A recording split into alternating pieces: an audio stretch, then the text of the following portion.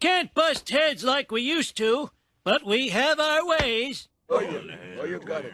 One trick is to tell them stories that don't go anywhere. Like the time I caught the...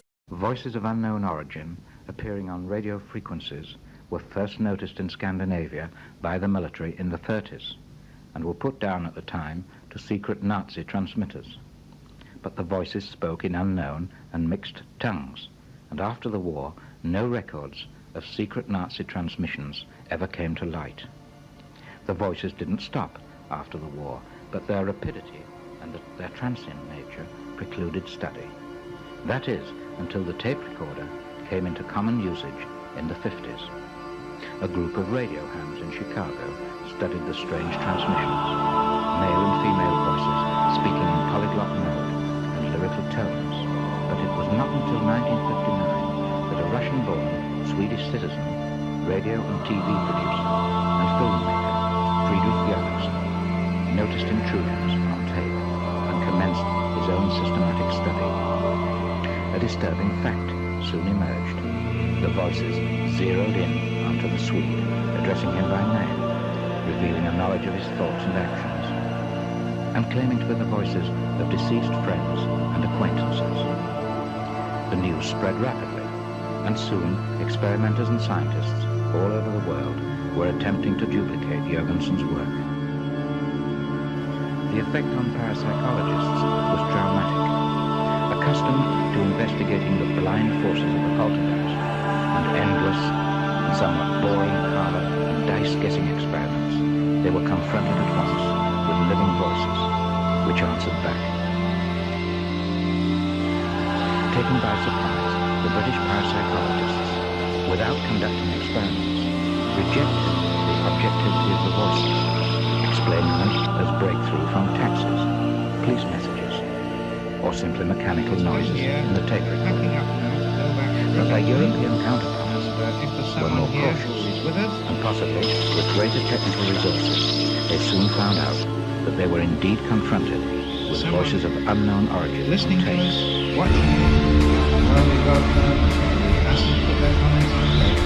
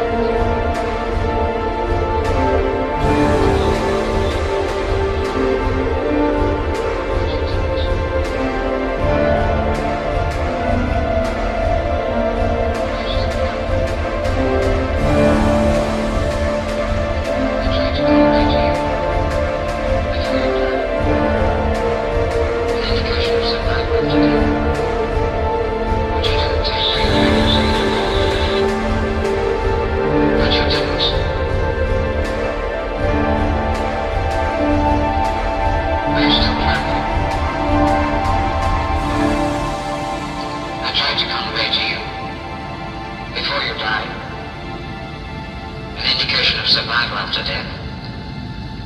But you didn't take life frequency. But you didn't